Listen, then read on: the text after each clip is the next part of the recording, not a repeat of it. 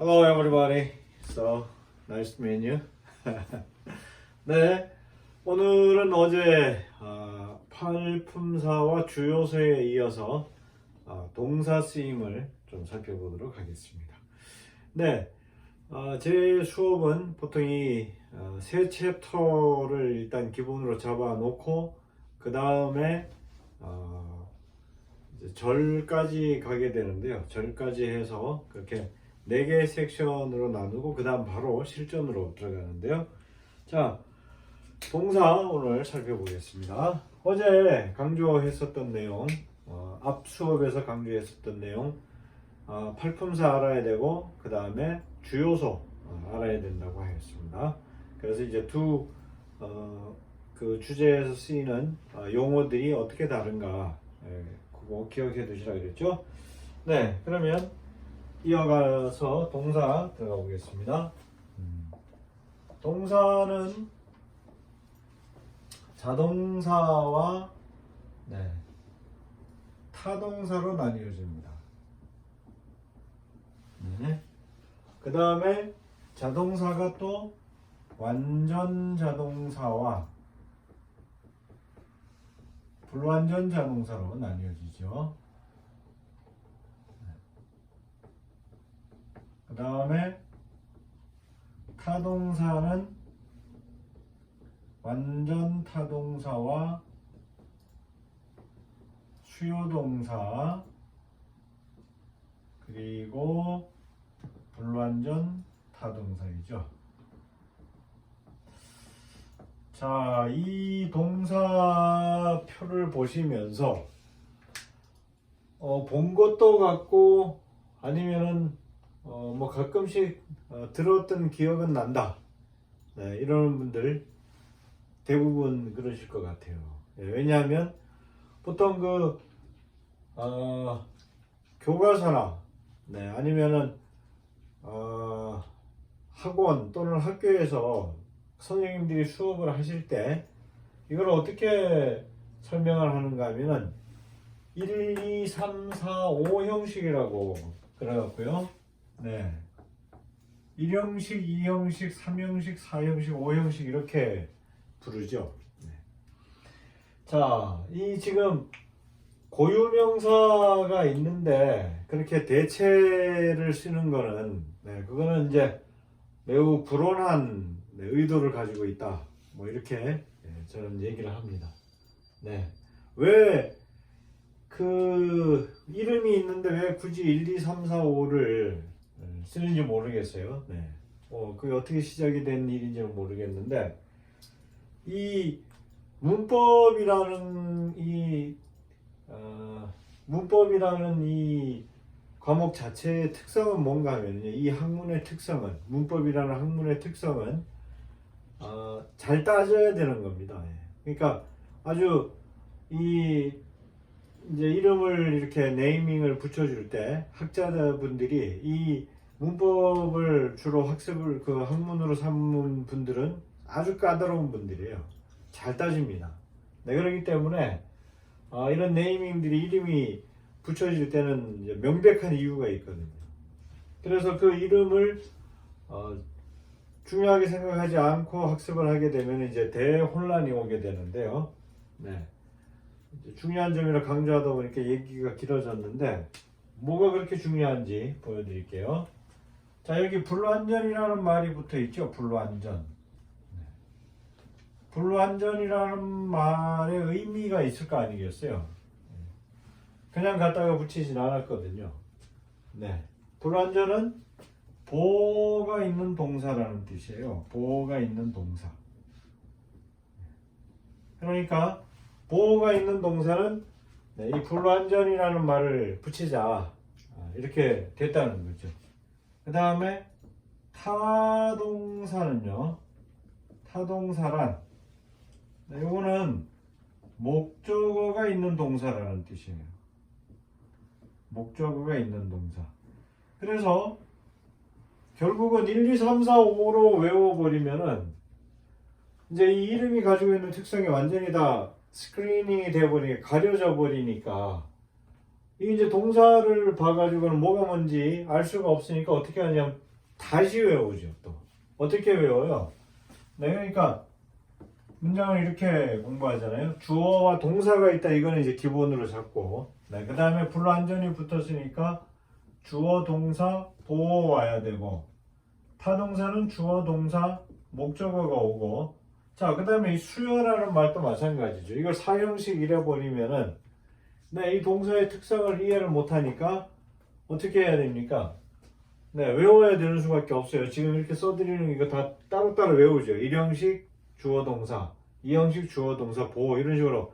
예, 암기가 취미생활인 뭐 그런 나라, 암기가 취미생활인 백성들 뭐 이렇게 돼버렸는데, 자, 수요 동사는 뭐냐 그러면 이거는 주는 거예요. 상장을 수여함. 네, 아시죠? 그래서 give로 대표되는 동사. 그래서 이건 어떻게 되냐 그러면 목적어가 두 개예요, 두 개. 예. 이것도 이제 그럼 왜 목적어가 두 개인가? 예. 먼저 흔히 잘 알고 있는 간접 목적어. 이거 이제 수취인이죠, 수취인. 물건을 받는 사람이죠. 그 다음에 예, direct object죠. 요거는 물건입니다. 어떤 물건요? 주는 물건. 네. 주는 물건. 이렇게 되니까 목적어가 두 개가 필요한 거는 뭐 그냥 상식적으로 이해하실 수 있는 얘기죠. 동사가 수요 동사는 주는 거기 때문에 주어가 주는 물건이 있고 그 물건을 받는 사람이 있어야 된다. 그 다음에 불완전도 있고 타동사도 있으니까 불완전은 보호가 있는 동사라 그랬고 타동사는 목적어가 있는 동사라 그랬기 때문에 어떻게 돼요? 주어 동사 목적어와 목적격 보호가 오는 거죠. 그러니까 여러분 이름의 의미를 먼저 정확히 숙지를 하면 인지를 해주면 그러면 이 지도가 그려지는 거예요.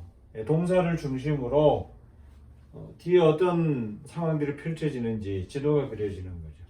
타동사는 목적어가 있는데 목적어가 있는 동사가 세 개란 말이죠. 세 개. 그래서 이것도 뭐 그렇게 복잡하지 않아요. 이게 이제 어렵다 그러면 이건 진짜 공부하는데 굉장한 도전 정신으로 하시는 분들 외에는 이건 조금만 신경 쓰면 다 알아들을 수 있어요. 완전 불완전, 완전 불완전, 수요 이렇게 되어 있잖아요. 그러니까 일단 시스템이 완전과 불완전을 중심으로 움직이고 타동사 같은 경우에는 뭐 수요 동사가 하나 더 들어온다는 거 요거 이해하는 게 어렵다 그러면 이건 이제 참 힘든 상황인데, 자 그러면은 이제 정리되셨죠? 그래서 동사를 자동사와 타동사로 나누고 그 다음에 완전 불완전, 완전 불완전, 수요 이렇게 되는데, 보통은 이제 동사를 물어보면은 자동사, 타동사보다가는 비동사와 일반 동사가 먼저 떠오르시죠. 이거는 이제 동사 분류법 때문에 그렇습니다. 동사의 분류법도 이것도 이제 모든 학문들이 개념을 나눌 때 어떻게 나누냐면 상위 개념과 하위 개념을 나눠요. 그래서 동사도 역시 상위 하위 개념으로 이제 분류를 해주고요. 그래서 이 자동사 타동사로 분류를 하는 거는 요거는 이제 상위 개념으로 보면 됩니다. 이제 요거는 문장의 틀에 대한 얘기를 하는 거기 때문에 그 다음에 그 틀 안에서 자잘하게 뭐 조동사, 본동사 또는 비동사, 일반 동사 이런 식으로 이제 나뉘게 되는 거니까 그거는 이제 상하위 개념으로 카테고리를 만들어 주시면은 이해하기 쉽습니다. 자, 그러니까 이 자동사, 타동사는 뭐라고요? 어떤 분류라고요? 문장의 틀에 대한 이해를 하는 겁니다. 근데 중요한 거는 이거를 5형식 동사로 해갖고 1, 2, 3, 4, 5로 외워버리셨기 때문에 이거 뭐 완전히 다른 얘기처럼 들리시죠? 같은 얘기인데. 그래서 자 여러분들 이거 생각하시면 돼요. 학문이라는 거는 정통한 지식을 갖지 않으면은요. 그러면은 나중에 공부를 하면 할수록 점점 복잡해질 수 있습니다. 왜냐하면 이게 굉장한 혼선을 빚게 될 수가 있어요. 왜냐하면 개념들이 정확하게 섹션을 가지고 있는데 그런 섹션들이 무너져 버리게 되는 그 상태에서 뭔가를 하려고 그러면은 머릿속이 이제 곤죽이 되는 겁니다. 왜냐면 정보가 막 엉켜버려 가지고. 그래서 이 용어들을 정확하게 쓰는 거는 네, 정보를 곧 정확하게 인식하는 방법이다. 네, 그렇게 생각하셔가지고 그렇게 이해하셔서 네, 이렇게 이제 지금 말씀해드린 이런 이제 용어들 중심으로 문법을 정리를 하시면 문법 학습을 훨씬 효율적으로 그리고 정확하게 하실 수가 있습니다. 자, 그러면은 이제 여기서 그 어느 정도 공부를 하다가 좀 도전적인 상황을 맞닥뜨리신 분들이 있으실 거예요. 보어와 목적어의 차이가 뭔가 어저께도 우리 잠깐 했었죠. 네, 그 주요소를 얘기할 때 동사를 중심으로 해가지고 동사를 중심으로 앞에 오는 게 주어고 그 다음에 뒤에 오는 게 목적어 아니면 보어로 이렇게 배열이 되죠. 목적어 아니면 보어로 배열이 되는데 주어가 이제 명사 대명사가 쓰이고 목적어가 명사 대명사가 쓰이죠. 그 다음에 보어도 명사 대명사가 기본으로 다 들어갑니다. 그 다음에 이제 형용사가 하나 더 들어간다고 했잖아요. 자, 그러니까 이제 보어 목적어를 구분할 때 품사로는 구분을 못하는 거예요. 왜냐하면 명사 대명사가 겹쳐버리기 때문에 뭐 형용사 하나 정도 요거는 이제 구분이 될지는 모르겠지만 그러니까 이 목적어인지 보어인지를 뭘로 판단을 하느냐 이거에 대해서 한 번쯤 고민해 본 분들이 계실 거예요. 그죠? 네, 그래서 뭐 설명을 들어도 좀 뭐 정확하게 뭔가 정리가 안 됐다. 네, 이런 분들 오늘 이 동사표를 보시면서 정리를 해 주시면 되죠. 뭘로 판단한다고요? 네, 동사의 성질로 판단을 하는 겁니다. 그렇죠? 동사가 불완전이라는 이 불완전 자동사 보호 취하는 거예요. 불완전 보호를 취한다는 뜻이기 때문에 그 다음에 불완전 타동사 목적격 보호 그 다음에 나머지 타동사들은 목적어만 취한다. 그래서 보호인지 목적어인지가 해소가 안 되신 분들이 있으시다면 동사를 먼저 파악을 하시면 해소를 하실 수가 있습니다. 물론 이렇게 얘기를 하면 동사를 보면은 그럼 바로 알 수 있나요? 봐서 모르겠는데 그거를 이제 어떻게 해야 하나요? 이 부분 이거는 이제 그 자동사와 타동사의 어떤 그 모양이 뭐 따로 있거나 그렇지는 않습니다. 대부분의 동사들은 자동사, 타동사가 겹쳐져 있기 때문에 딱 보면은 이거는 자동사로 쓰였다, 타동사로 쓰였다. 물론 이제 룰이 있습니다. 조금 더 해보시면은 그 룰을 이해하실 수 있지만 지금 이 설명만 듣고 봤더니 자동사와 타동사가 보이지는 않습니다. 중요한 것은 먼저 이런 동사의 성질을 정확히 이해를 하시는 게 이게 이제 스텝 바이 스텝으로 가야 되니까 먼저 동사의 개념들을 먼저 이해를 하셔야 됩니다. 너무 급하면은 급하게 먹으면 체하기 때문에 끝이 안 좋습니다. 그러니까 서두르지 마시고 일단은 동사가 이러한 시스템을 가지고 있거나 먼저 이해하시는 게 중요합니다. 그 다음에 이제 한눈에 파악을 하시기 위한 훈련은 따로 이제 가게 되는데 그거는 제가 여러 그 사례를 통해서 보여드릴 겁니다. 자, 그래서 기억하실 점은 그거죠.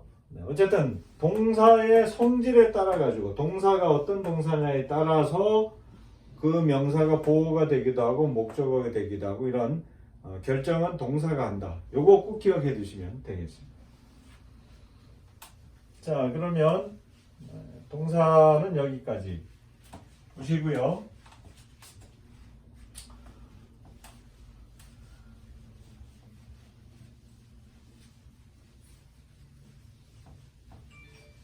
오늘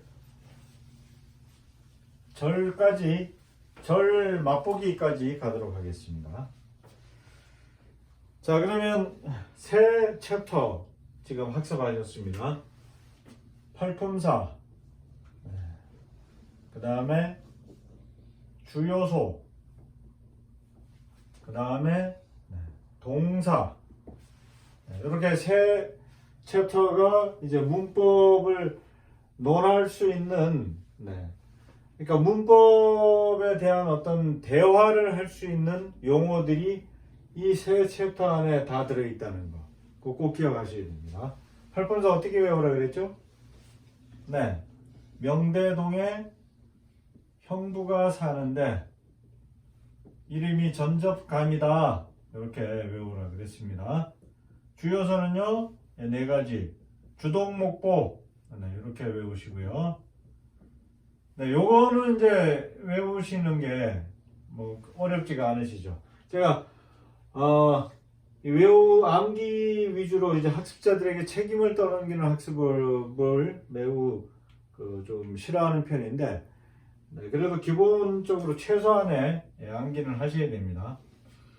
그리고 이제 주어가 될 수 있는 게 명사, 대명사라 그랬고, 목적어가 될 수 있는 게 명사, 대명사, 복습하는 중입니다, 지금. 보호가 될 수 있는 게 명사, 대명사, 형용사. 네. 그 다음에 동사가, 네. 자동사, 타동사로 나뉘어지고, 자동사가 완자, 불자, 타동사가 완타, 수여, 그 다음에 불타, 이렇게 돼갖고, 네, 이 불이라는 말이 붙으면 보호가 있는 동사라 그랬죠. 불은 보호, 타는 목적어. 여기까지. 네, 이렇게 세 개의 챕터로. 요거는 이제 그러니까 앞으로 문법 설명을 문법 자체에 대한 대화를 하기 위한 기본 용어들입니다. 네.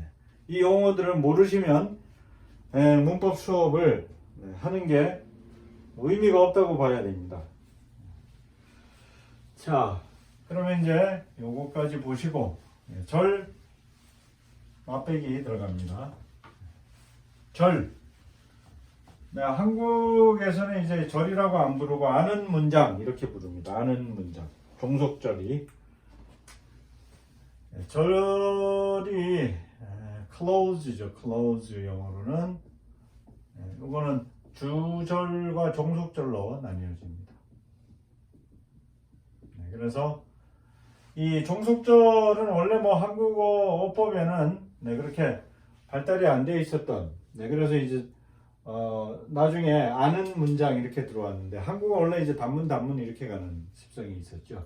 네, 그러다가 이제 뭐 영어 이제 교류가 많아지면서 한국어도 영어화된 것들이 많은데 그 중에 이제 한 사례로 보실 수 있고요. 자, 주절은 특징이 이거는 이제 한 번만 써야 됩니다. 여러 번 못 써요. 한 번만 쓴다. 그 다음에 주절은 이거는 접속사와 같이 못 씁니다. 접속사와 같이 못 쓴다. 이거 이제 그러니까 주절과 종속절의 어떤 한눈에 딱 알아볼 수 있는 게 이거는 쉽습니다. 접속사가 있으면 종속절이고 접속사가 없으면 주절인 겁니다. 네, 그 다음에 이거 종속절하고 비교하셔야 되니까 종속절 먼저 여러 번 쓸 수 있습니다. 여러 번 쓸 수 있어요. 반복해서 종속절은 종류가 여러 개이기 때문에 이게 이제 그 논리 구조를 형성하는 거예요. 주절과 이 종속절이 서로 호환하면서. 네, 그래서 여러 번 쓸 수 있는데 얘는 접속사 꼭 있어야 됩니다. 그 다음에 그러니까 접속사 없이 쓰면 주절이 되어버리기 때문에 이거는 이제 종속절의 신호입니다. 표시입니다. 표시. 네, 그 다음에 요거는 이 주절은 없으면 안 됩니다. 꼭 있어야 됩니다. 꼭 있어야 한다. 근데 얘는 없어도 됩니다. 종속절은 뭐 물론 이제 이 논리적으로 뭔가 구성 요소가 필요할 때 그럴 때 이제 써야 되는 건데 뭐 없다 그래갖고 문장이 문제가 생긴다든가 이렇게 보지는 않죠. 단지 이제 맛은 없어질 테니까 그래서 쓰는 거죠. 그 다음에 주절 없이 단독으로는 못 쓰는데 요거 이제 실수 많이 해요. 요게 앞에 말씀드렸던 한국어는 종속절이 발달되지 않다는 얘기 하고 맥락이 닿습니다. 그래서 because 이러고 시작해서 땡 네, 이렇게 써가지고 TOEFL 뭐 심지어는 GRE 네, 라이팅 시험을 봤는데 네, 망했어요. 네, 그래 왜 망했는가 봤더니 막 급하게 쓰다 보니까 종속절을 독립시켜가지고 주절처럼 써버려서 이제 네, 지금 얘기하면서 갑자기 흥분돼갖고 가슴이 펑펑 뛰는데 네 아주 철같이 나왔더니만은 네 처음에 왔을 때 그게 문제가 돼갖고 그 학생의 경우에는 네, 나이도 많았어요. 네 대학도 한국에 아주 좋은 대학을 졸업하고 네, 미국의 좋은 대학에 대학원을 가려고 준비하다가 네 그리고 라이팅을 무려 3번이나 라이팅 때문에 갑자기 아픈 추억이 생각이 났습니다. 네 그만큼 어렵습니다. 네 이런 특성이 있습니다. 자 요거는 이제 역시 또 관찰하시면서 확인하실 수 있고요. 그 다음에 이렇게 되면은 주절은 이제 한 번만 쓰고 이건 여러 번 이렇게 돼서 이제 기억하실 점은 주절은 종류라는 게 없어요. 주절이라는 종류라는 게 없고 종속절은 이제 종류가 있습니다. 그래서 종속절의 종류까지만 소개를 해드리겠습니다.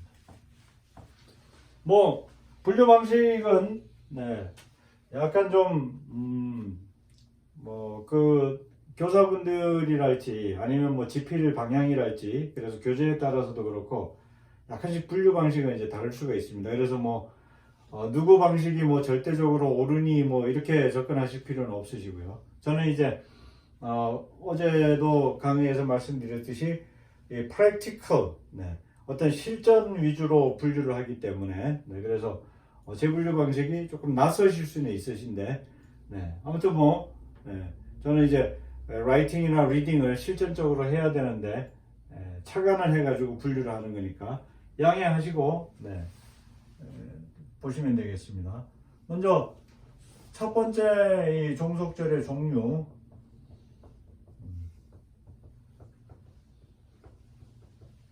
네, 요거 이제 첫 번째는 접속사 대절 있습니다. 이거는 쓰임이 많은 것들 중심으로 해가지고 분류를 이거 이제 제가 좀 임의로 한 거니까 근데 이거 뭐 그렇다고 해서는 그 학문적으로 벗어나고 이런 거는 절대 아닙니다. 예. 그 다음에 형용사절이 있고요. 그 다음에 분사구문이 되는 부사절이 있습니다. 네. 크게 나눴을 때 종속절은 이렇게 나뉘어지고요. 네. 그 다음에 여기서 또 세분화가 됩니다. 접속사 대절의 경우에는 명사절, 부사절, 동격절 이렇게 되죠. 이건 뭐 다 강의나 교재에서 나오는 내용들입니다. 단지 이렇게 이제 종속절을 이렇게 세 개로 분류하는 방식은 익숙지 않으실 것 같아서 말씀을 드린 거였었고요. 네, 근데 이렇게 나눠서 이제 해보시면은 이 절들을 활용하시는데 굉장히 유용한 방식으로 나뉘어 놓은 겁니다. 분사구문이 되는 부사절은 이제 주로 주절 앞에 오는 게 있고요. 요 주로입니다. 주절 앞에 오는 부사절이 있고 주로 주절 뒤에 오는 경우 있습니다. 이거는 뭐 뒤에 오는 거는 이거는 이건 주로라는 말이 안 맞겠군요. 얘는 뭐 무조건 뒤에 와야 되니까 주로라는 말은 안 맞습니다. 죄송합니다. 네. 주로 주절 앞에 오는 얘는 왜 주로라고 얘기를 하느냐면 이제 문장의 중간에 가끔씩 들어올 때도 있어요. 네, 그렇기 때문에 약간 왔다 갔다 하는데 거의 뭐 그냥 포멀한 포지션은 앞에 오는 걸로 그렇게 잡는데 이거는 이제 접속사의 종류가 양보, 이유, 시간, 조건 이런 의미가 있는 접속사들이죠. 의미가 있는 접속사들이 이끄는 절이죠.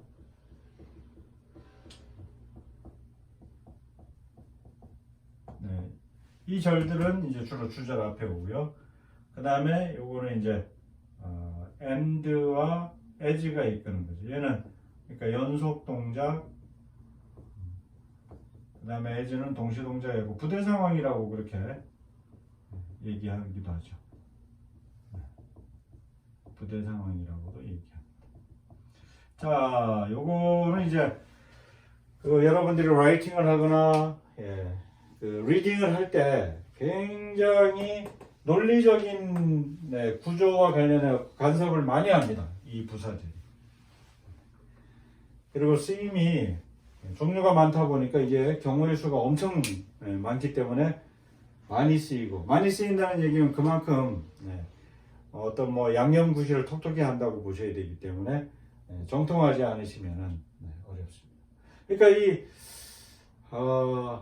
한국이 이제 링구얼이 안 되잖아요. 영어가 링구얼이 안 되다가 보니까 안 되는 이유를 이제 핑계를 문법 공부를 너무 혹독하게 했기 때문이다 뭐 이렇게 얘기를 하는데, 이게 이제 저는 그 얘기 들으면 참 재밌는 변명이다 이렇게 이제 생각을 문득문득 하게 되는 게요. 왜냐하면 문법을 그렇다고 뭐 정확히 알거나 학습하시는 분들이 또 있지는 않거든요. 네, 이거 이제 어떤 분들은 기분 나쁜 얘기실 수 있기 때문에 좀 조심스러운 얘기긴 하지만, 정통 문법이라는 접근법을 가지고 봤을 때는요, 이게 이제 문법은 정통을 하면은요, 그게 회화에 방해가 될 수가 없습니다. 그러니까 문법 학습을 어떻게 했느냐가 이제 물론 이제 중요하긴 하죠. 뭐 본문을 떠나 가지고 이렇게 이론만 가지고 학습을 하면은 당연히 그거는 뭐 써먹기가 이제 어렵겠죠. 그렇지만은 제가 수업에서 강조하는 이 프랙티컬, 그러니까 본문을 놓고 문장 안에서 이런 문법적인 것들을 파악을 해오면은 이거는 뭐 회화에 방해를 줄 수는 없습니다. 물론 이제 저도 고민인 부분이긴 하지만 뭐 말을 좀 단어들을 이제 어려운 책들을 자꾸 직업적으로 보다가 보니까 이제 일상 회화 표현이 아닌 뭐 표현에 대한 그런 이제 좀 곤란한 같은 것들이 있을 수가 있죠. 왜냐하면은 말이라는 게 이제 뭐 순간순간 어떤 그런 순발력을 가지고 해야 하는 상황이다 보면은 이렇게 갑자기 불쑥불쑥 나오는 말들이 평소에 그냥 알고 있는 단어를 써야 되기 때문에 그럴 수는 있지만은 문법을 공부를 했기 때문에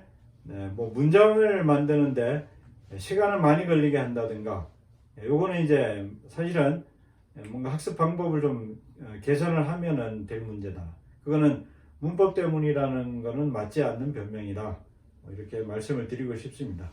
물론 이제 각자의 이제 또 뭐 학습 취향이라는 게 있기 때문에 제가 추천하는 방식이 맞지 않아서 아이고 그렇게까지 뭐 해서 나는 말을 익히고 싶지는 않다 뭐 이러시면 할 수 없고요. 지금 이제 말씀드리는 것들은 여러분들이 정확한 라이팅, 정확한 리딩, 그래서 정보를 정확하게 습득을 하는 걸 목표로 한 학습이기 때문에 그래서 뭐 이렇게 어느 정도 뭐 이렇게 맞춰서 얼개설계 하겠다 뭐 이러시는 분들에게는 뭐 그렇게 좋은 학습법은 아니실 수도 있습니다. 하지만 정말 제대로 뭔가를 해보고 싶으시다면 적극 추천해 드리는 그런 학습법입니다. 네, 좀 더 진행하면서 이제 실전 넘어가는데, 다음 시간에는 이 종속절의 쓰임, 활용 등등에 대한 세부적인 내용들 말씀을 드리도록 하겠습니다. 수고 많으셨습니다. 감사합니다.